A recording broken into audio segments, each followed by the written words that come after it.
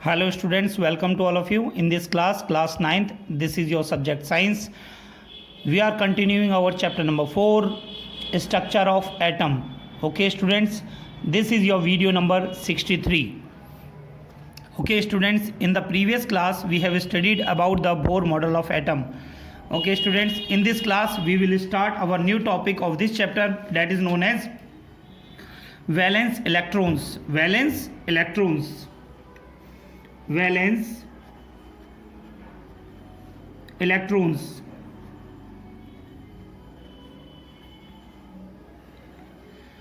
तो बच्चों last class में मैंने आपको इलेक्ट्रॉनिक कन्फिगरेशन के बारे में समझाया था। ठीक है बच्चों, उसी को हम यूज़ करेंगे यहाँ पर हम इसे। ठीक है, और वैलेंस इलेक्ट्रॉन के बारे में आपको हम समझाएंगे। ओके स्टूडेंट्स, वैलेंस इलेक्ट्रॉन्स क्या होते हैं? सबसे पहले ये डेफिनेशन देखिए, the outermost shell, the outermost shell of an atom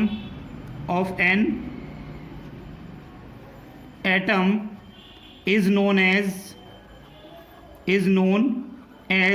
valence shell. Okay students, and the electrons present in the outermost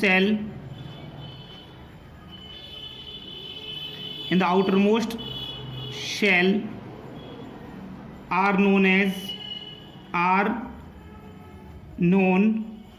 as valence electrons. Valence electrons, जैसे कि बच्चों मैंने आपको प्रीवियस वीडियो में मैंने आपको इलेक्ट्रॉनिक कन्फिगरेशन के बारे में आपको बताया था। ठीक है स्टूडेंट्स, इलेक्ट्रॉनिक कन्फिगरेशन के अनुसार अगर हम देखें तो आउटरमोस्ट ऑर्बिट में जो हमारे इलेक्ट्रॉन्स रह जाते हैं उन्हें हम बोलते हैं बच्चों वैलेंस इलेक्ट्रॉन। क्या बोलते हैं बच्चों? Valence electrons. ठीक है बच्चों, तो यहाँ पर हम कुछ प्रॉपर्टीज़ के बारे में हम सीखेंगे वैलेंस इलेक्ट्रॉन्स के बारे में। ठीक है, किस तरीके से आपकी जो कोई भी एलिमेंट आपका रिएक्ट कैसे करता है और कितने वैलेंस इलेक्ट्रॉन के साथ में रिएक्ट करता है। ठीक है स्टूडेंट्स, तो यहाँ पर आप देखेंगे valence electrons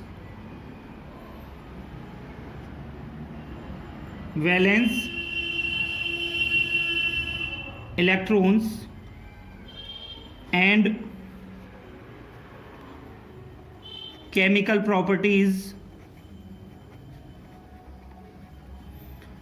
of the elements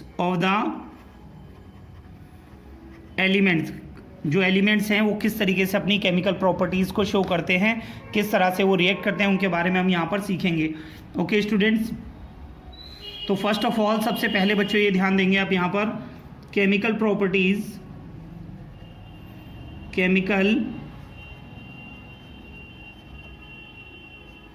properties of elements depends on the number of valence electrons.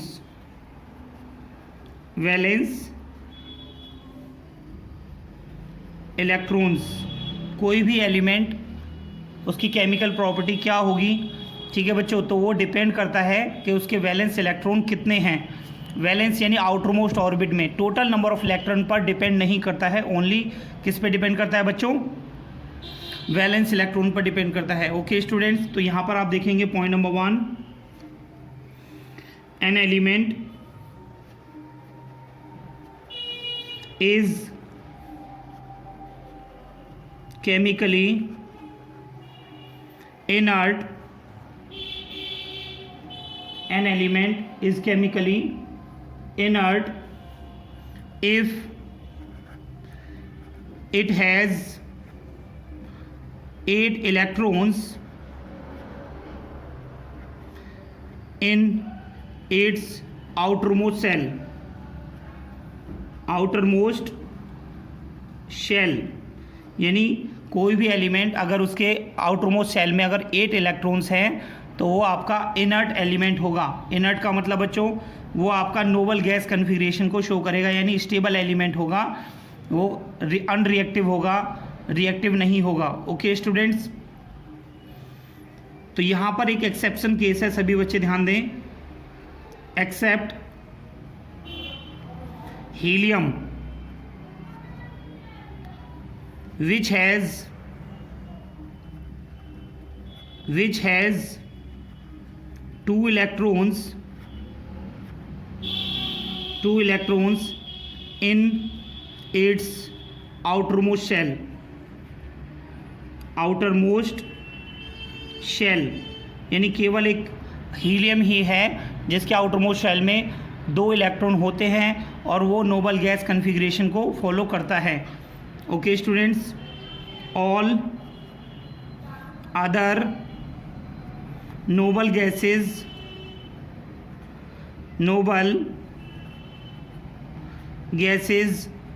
have 8 electrons, जिसमें 8 इलेक्ट्रॉन होंगे बच्चों, क्या बनाएगा बच्चों? ऑक्टेट। क्या बनाएगा? ऑक्टेट। ठीक है students, octet in their valence shell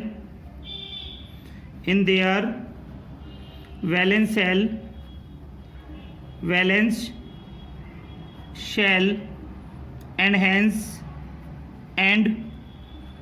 hence all noble gases are highly unreactive।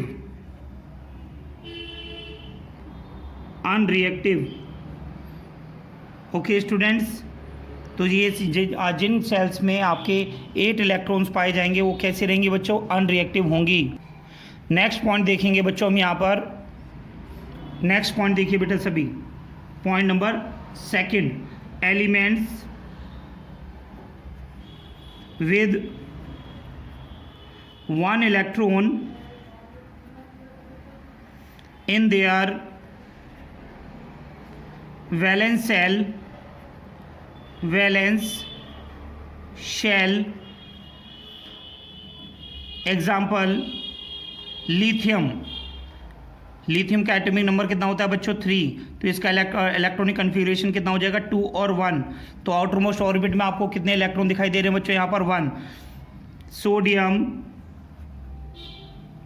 Sodium का एटॉमिक नंबर कितना होता है बच्चों? 11। इलेक्ट्रॉनिक कन्फिग्रेशन क्या हो जाएगी बच्चों इसकी? 2 8 1। तो आप यहाँ पर भी देख रहे हैं आउटर मोस्ट ऑर्बिट में कितना इलेक्ट्रॉन आ रहे हैं बच्चों? 1। यहाँ पर भी कितना आया था बच्चों? 1। Are very reactive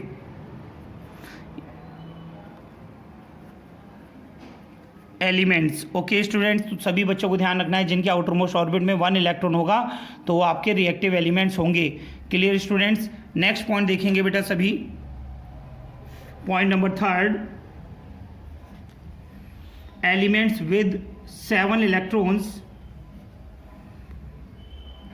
elements with 7 electrons in their valence shell, example chlorine, atomic number कितना होता है बच्चों? 17। तो इसका कितना हो जाएगा? 2 8 7। ओके स्टूडेंट्स, आर ऑल्सो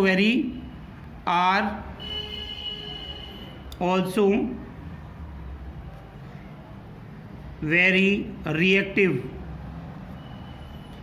क्यों है बच्चों रिएक्टिव? क्योंकि इसे भी अपनी ऑक्टेट को पूरा करने के लिए कितने इलेक्ट्रॉन चाहिए बच्चों? ओनली 1 इलेक्ट्रॉन चाहिए। ठीक है स्टूडेंट, नोट करिए सभी।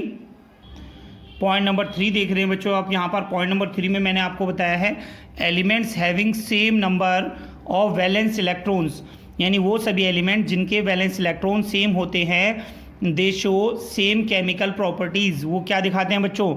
सेम केमिकल प्रॉपर्टीज शो करते हैं।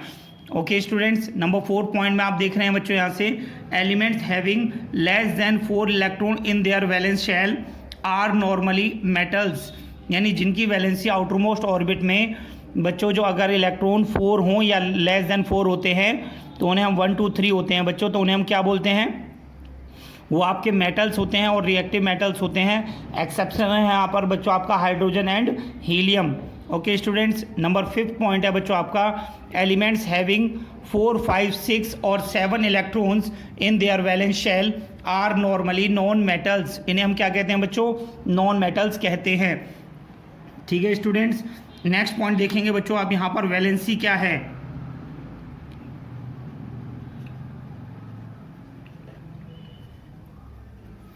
Valency, it is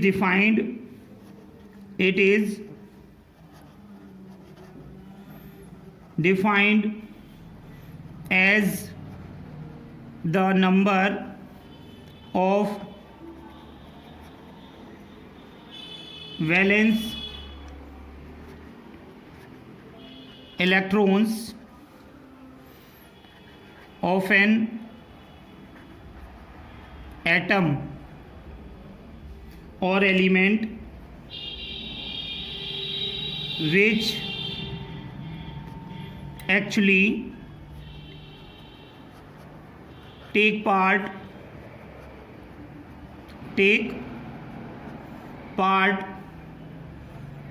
in the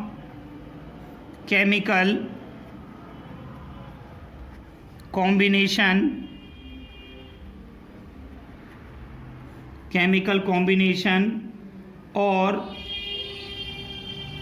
bond formation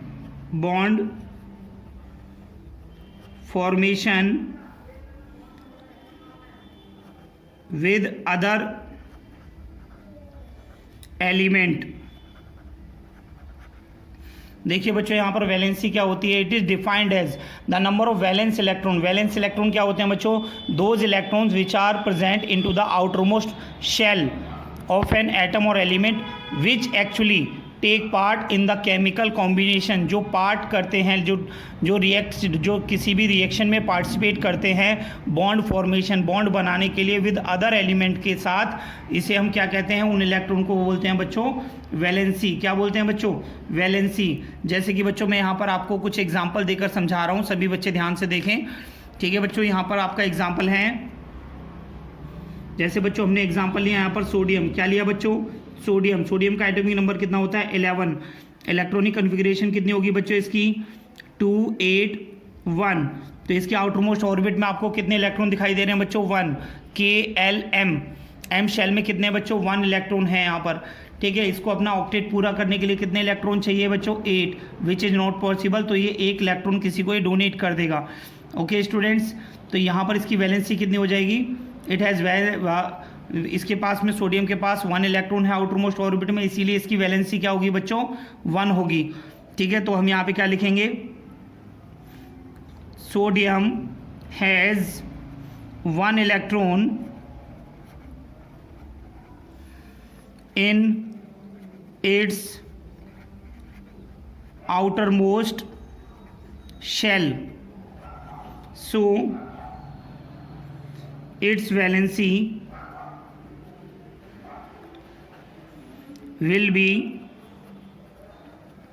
1। Okay student, तो ये पॉइंट आपको यहाँ से क्लियर हो गया होगा। ठीक है, नेक्स्ट पॉइंट आप देखेंगे यहाँ पर, मैं अगर आपको एग्जाम्पल नंबर 2 आपको बताएं यहाँ पर, तो बच्चों आप देख सकते हैं क्लोरीन। जैसे हम लेते हैं बच्चों क्लोरीन का एटॉमिक नंबर कितना होता है? 17। क्लोरीन हो गया। इलेक्ट्रॉनिक कन्फिग्रेशन कितना होता है बच्चों इसका? 287। ओके स्टूडेंट, तो आउटरमोस्ट सेल में कितने इलेक्ट्रॉन है बच्चों? 7।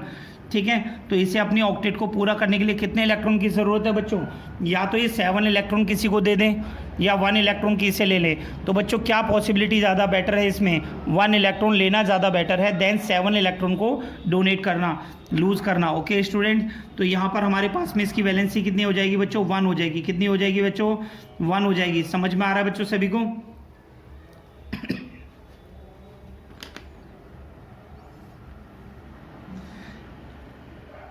It is easy to take 1 electron from other element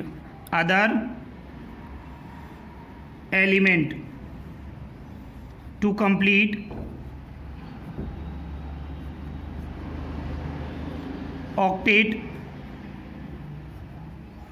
Okay students, so its valency will be -1. तो -1 है, क्यों बच्चों, क्यों है -1? और यहाँ पर ये अगर किसी को एक इलेक्ट्रॉन देंगे तो इसमें क्या हो जाएगा, इसमें +1 होगी। तो यहाँ -1 क्यों है बच्चों? -1 इसलिए है बच्चों क्योंकि जब हम किसी से एक इलेक्ट्रॉन लेते हैं, ठीक है बच्चों, तो इसे कहते हैं बच्चों गेन करना, ठीक है, किसी से उधार लेना, तो ये हमारा आएगा माइनस में, और जब किसी को हम देते हैं तो वो होता है हमारा प्लस में, ठीक है स्टूडेंट्स। तो यहाँ पर बच्चों नेक्स्ट पॉइंट हम आपको बताएंगे, सभी बच्चे ध्यान से देखें। नेक्स्ट पॉइंट है बच्चों आपका octet rule.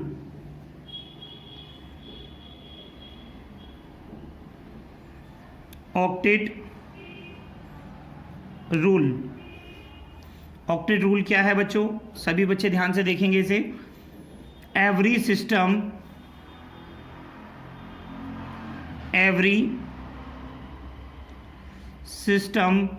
in nature tries to have the state of maximum stability. Therefore, reactive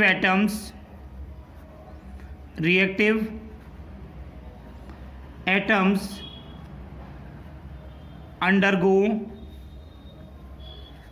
chemical combination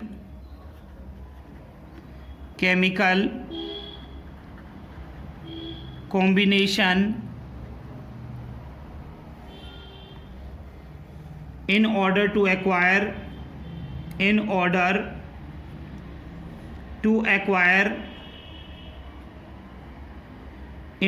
acquire octet configuration in their valence shell.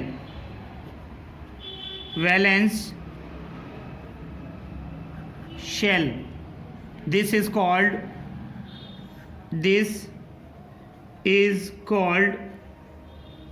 octet rule. Octet rule. Okay student, तो octet rule क्या होता है, कोई भी system nature में है वो अपनी स्टेबिलिटी को, मैक्सिमम स्टेबिलिटी को गेन करना चाहेगा, इसीलिए जो आपके रिएक्टिव एलिमेंट्स होते हैं, ठीक है, वो आपके बॉन्ड फॉर्मेशन करते हैं बाय लूजिंग और गेनिंग इलेक्ट्रॉन्स, ठीक है, to complete their octet. Okay students, तो वो अपने बाहर की शेल में ऑक्टेट बनाने के लिए, ठीक है, वो नोबल गैस कन्फिग्रेशन को बनाने के लिए वो केमिकल कॉम्बिनेशन करते हैं, बॉन्ड फॉर्मेशन करते हैं, जिसमें इलेक्ट्रॉन्स दिए जाते हैं और इलेक्ट्रॉन्स लिए जाते हैं। ओके स्टूडेंट्स, इसी को बोलते हैं हम ऑक्टेट कन्फिग्रेशन, ठीक है स्टूडेंट्स, नोट करिए सभी। नेक्स्ट पॉइंट आता है बच्चों आपका टाइप्स ऑफ वैलेंसी। सभी बच्चे ध्यान से देखें बेटा, टाइप्स ऑफ वैलेंसी क्या है। The combining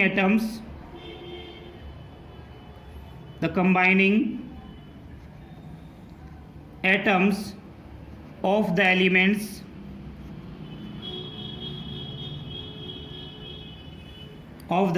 elements try to acquire nearest inert gas configuration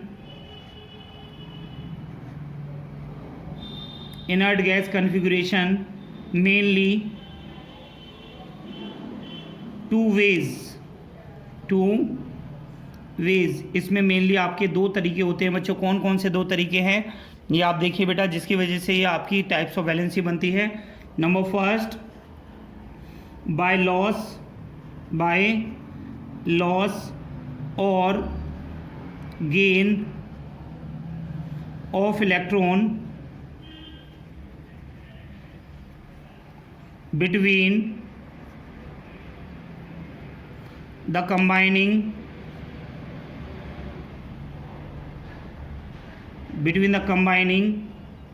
atoms, तो बच्चों इसे हम बोलते हैं इलेक्ट्रोवैलेंसी। इलेक्ट्रोवैलेंसी, तो बच्चों इलेक्ट्रोवैलेंसी क्या होती है? जिसमें कोई भी एलिमेंट अपने इलेक्ट्रॉन्स को लूज करता है या गेन करता है।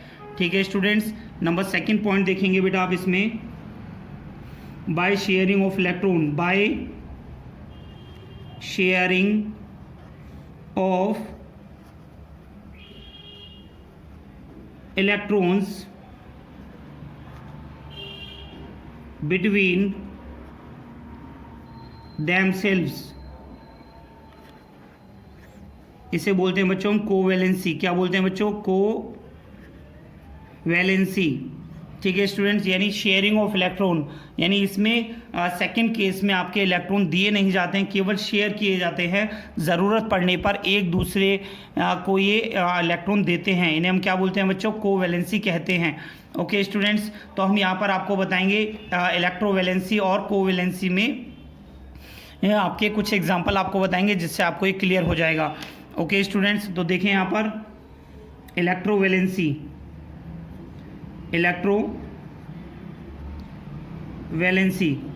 ठीक है बच्चों, इलेक्ट्रोवैलेंसी का जो एग्जाम्पल है, एग्जाम्पल में आप देख सकते हैं फॉर्मेशन ऑफ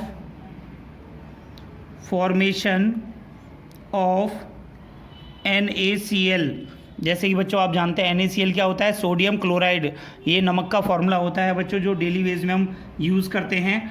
तो आप यहाँ पर देख सकते हैं, आपके इसमें क्या देखने को मिल रहा है बच्चों? सबसे पहले आप देखेंगे इसमें सोडियम की एटॉमिक नंबर कितना होता है बच्चों? 11। इलेक्ट्रॉनिक कन्फिग्रेशन करेंगे तो कितना आएगा बच्चों? 281। इसके आउटरमोस्ट ऑर्बिट में कितने इलेक्ट्रॉन है बच्चों? 1। लेकिन होने कितने चाहिए बच्चों? या तो 8 हो, और थर्ड में कितने होते हैं बच्चों आपके? 18। तो या तो ये 17 कोई इलेक्ट्रॉन दे दें, या फिर ये 1 इलेक्ट्रॉन किसी को दे दे। तो बच्चों इसमें पॉसिबिलिटी क्या आती है? आपका ये एक इलेक्ट्रॉन को लूज़ कर देता है और ये पॉजिटिव आयन बना लेता है। जो इलेक्ट्रॉन लूज़ करते हैं, जितने इलेक्ट्रॉन लूज़ करेंगे उस पर उतने ही आयन आ जाते हैं।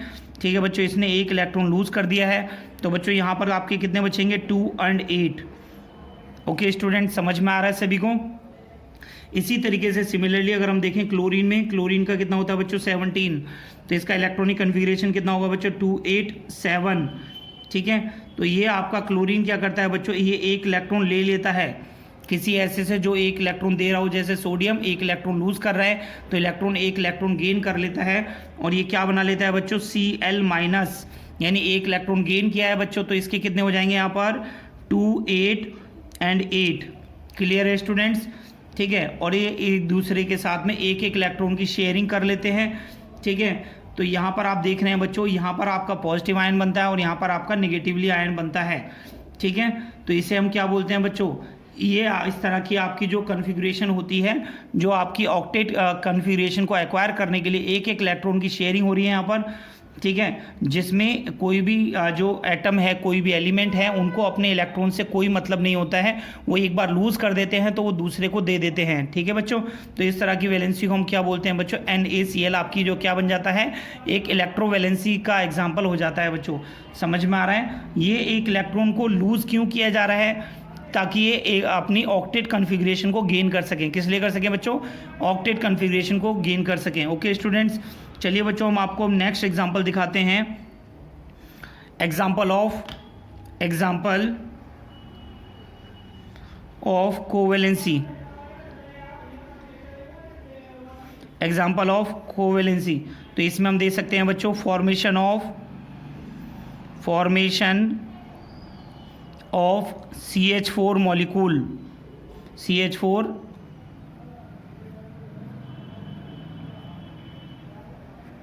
मॉलिक्यूल। ओके स्टूडेंट्स, तो आप यहाँ पर क्या देख रहे हैं बच्चों? कार्बन जो है आपके पास में है कार्बन। ठीक है, कार्बन का एटॉमिक नंबर कितना होता है बच्चों? 6। तो इसकी इलेक्ट्रॉनिक कन्फिग्रेशन कितनी हो जाएगी बच्चों? 2 और 4। ठीक है, तो आपके आउटरमोस्ट ऑर्बिट में कितने इलेक्ट्रॉन हैं बच्चों? 4 इलेक्ट्रॉन हैं। तो या तो ये 4 इलेक्ट्रॉन लूज कर दें या ये 4 इलेक्ट्रॉन गेन कर लें। ठीक है बच्चों, तो यहाँ पर ये दोनों ही कंडीशन में हाई अमाउंट ऑफ एनर्जी चाहिए टू कंप्लीट इट्स ऑक्टेट। ठीक है स्टूडेंट्स, एंड हाइड्रोजन के पास क्या होता है बच्चों? 1 इलेक्ट्रॉन। और हाइड्रोजन को कितना चाहिए? या तो ये 1 इलेक्ट्रॉन लूज करके अपने जो अपने आप को अपने ये एग्जिस्ट होना बंद हो जाएगा बेटा, सारे इलेक्ट्रॉन, इसका 1 ही इलेक्ट्रॉन है इसके पास में।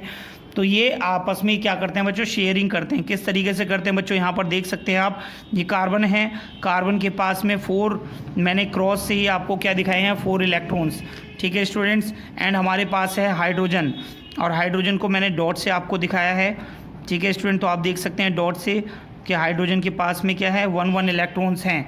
तो बच्चों ये किस तरह से शेयरिंग करते हैं, देख सकते हैं आप बेटा। इसमें कार्बन, देखिए हाइड्रोजन ने कार्बन से 1 इलेक्ट्रॉन ले लिया है, ठीक है, और अपने 2 इलेक्ट्रॉन कर लिए हैं टू कंप्लीट इट्स ऑक्टेट, ठीक है। मिनिमम कितने होते हैं बच्चों, 2, ठीक है ना, 2, 8, 18, 32 ये होते हैं, ठीक है स्टूडेंट्स। एंड नेक्स्ट में आप देख रहे हैं कार्बन को जब इसके पास 4 तो है और ये हाइड्रोजन के भी 4 इलेक्ट्रॉन ले लेते हैं, तो किस तरीके से बना लेंगे बच्चों, आप देखें यहाँ से,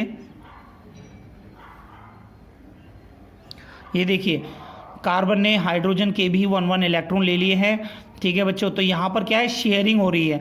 जब हाइड्रोजन को ज़रूरत है तो कार्बन इसे इलेक्ट्रॉन प्रोवाइड कराता है to complete the octet of hydrogen.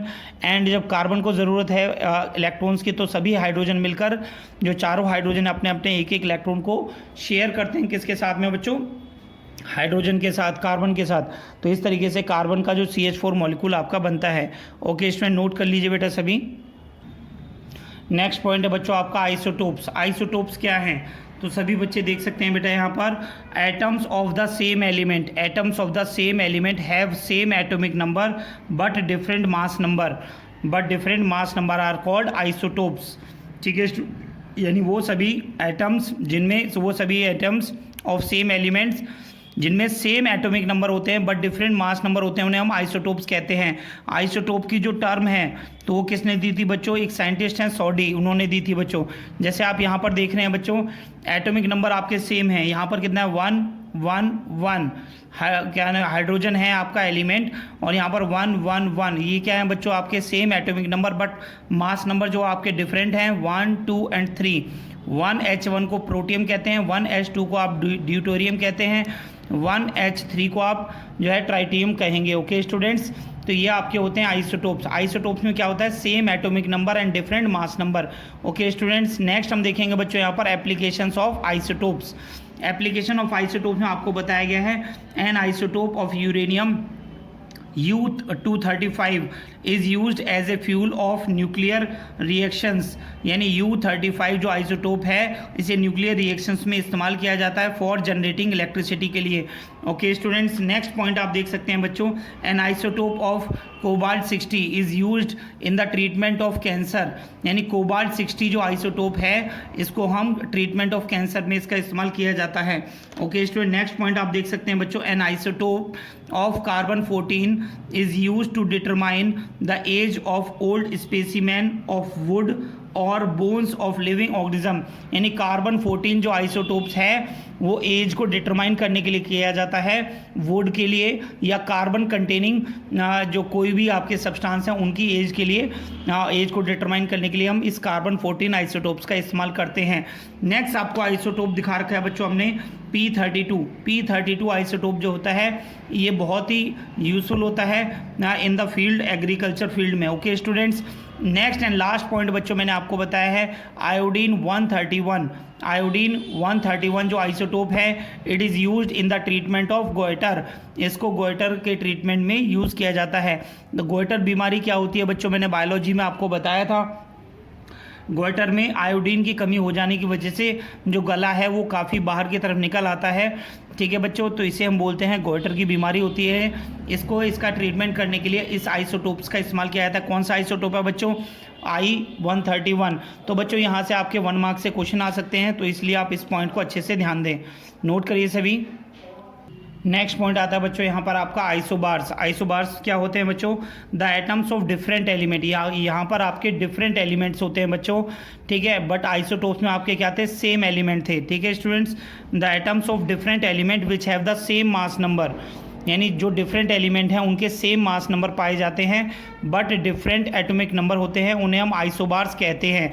जैसे कि एग्जांपल आप देख सकते हैं बच्चों, 18 AR40 यानी एटॉमिक नंबर इसका 18 है, ऑर्गन 40 मास नंबर है, 20 atomic number, Ca 40 mass number, यानी ये कैल्शियम में एटॉमिक नंबर 20, मास नंबर 40। तो आप देख सकते हैं बच्चों यहाँ पर मास नंबर सेम है, एटॉमिक नंबर डिफरेंट है, एंड डिफरेंट आपके क्या हैं, एलिमेंट्स हैं। तो ये आपके क्या हैं बच्चों, आइसोबार्स हैं।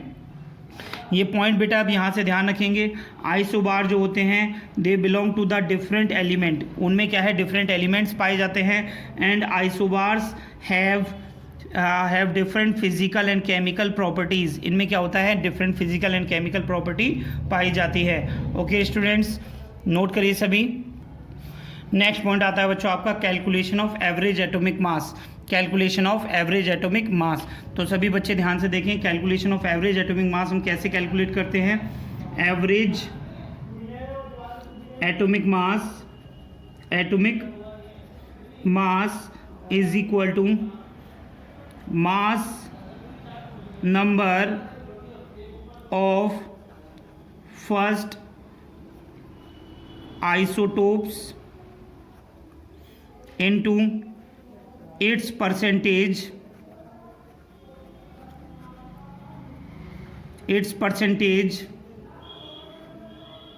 okay students, plus mass of second isotope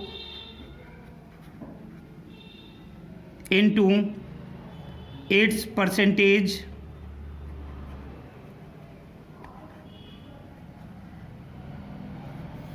divided by 100। तो इस फॉर्मूले को लगाकर हम जो है, अगर हमें मास ऑफ वन आइसोटोप दिया है एंड परसेंटेज दी है, ठीक है, तो हम इस तरीके से हम इसका एवरेज एटॉमिक मास को कैलकुलेट कर सकते हैं। ठीक है स्टूडेंट्स, अगर हमें जो है परसेंटेज हमें क्या दिया है, एबंडेंस दी है। एबंडेंस का मतलब क्या होता है बच्चों कि आपको जो है कैलकुलेशन में कोई भी चीज़ें आपको गिवन है, ठीक है, उसमें बोलेगा नेचुरल एबंडेंसेस, यानी नेचुरल में नेचर में कितनी परसेंटेज में वो आपको गिवन है। अगर गिवन होंगी तो उसमें आप कौन सा फॉर्मूला लगाएंगे, तो सभी बच्चे ध्यान से देखें। नेक्स्ट पॉइंट है बच्चों आपका average atomic mass. Average atomic mass is equal to isotope mass of isotopic mass of first isotope into its abundance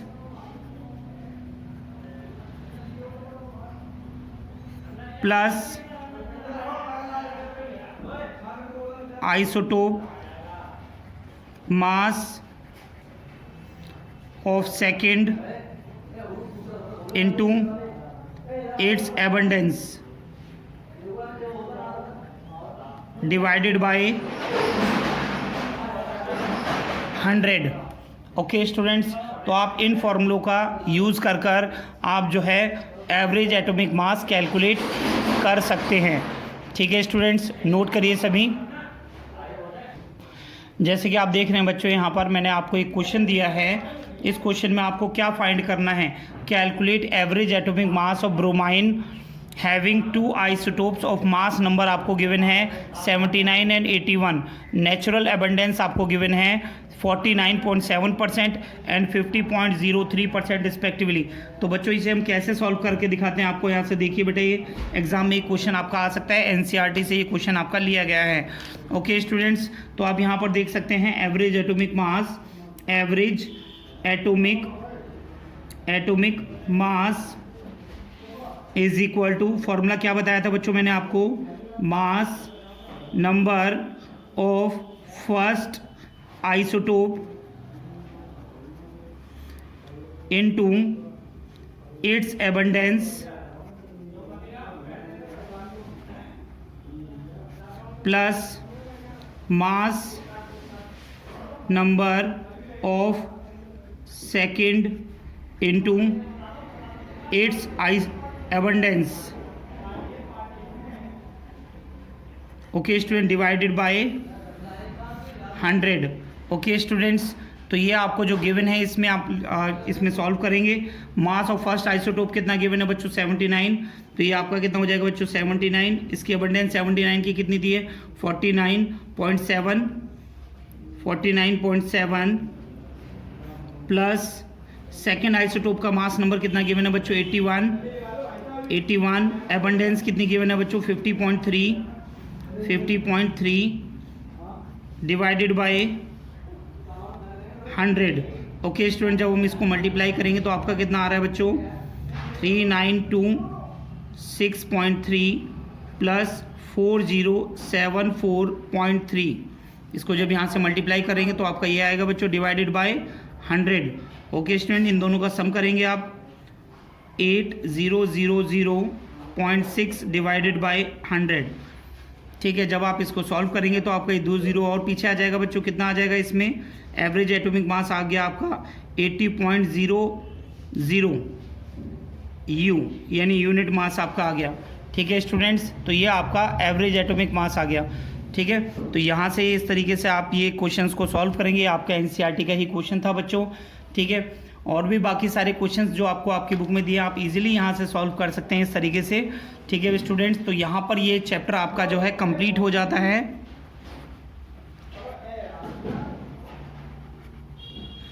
ठीक है स्टूडेंट, नेक्स्ट क्लास में आपके लिए हम नया चैप्टर स्टार्ट कराएंगे बच्चों। यहाँ पर आपका केमिस्ट्री का जो सिलेबस है, केमिस्ट्री का सिलेबस आपका पूरा कंप्लीट हो चुका है। ठीक है स्टूडेंट्स, तो आज की क्लास में इतना ही बच्चों। मिलते हैं आपसे नेक्स्ट वीडियो में। सभी बच्चे एनसीईआरटी की बुक से चैप्टर को पढ़ें और अब मेरे सारे नोट्स अपनी कॉपी में नोट डाउन करें। और एनसीईआरटी के सभी क्वेश्चंस, ज़्यादातर क्वेश्चन मैंने क्वेश्चन सॉल्व करके आपको दिए हैं। ठीक है, कुछ क्वेश्चन जो इजी हैं जिन्हें आप कर सकते हैं वो मैंने आपको नहीं कराए हैं, वो आप अपने करने की कोशिश करिए। कंसेप्ट मैंने सारा अपने नोट्स में आपको दिया है। Okay students, thank you.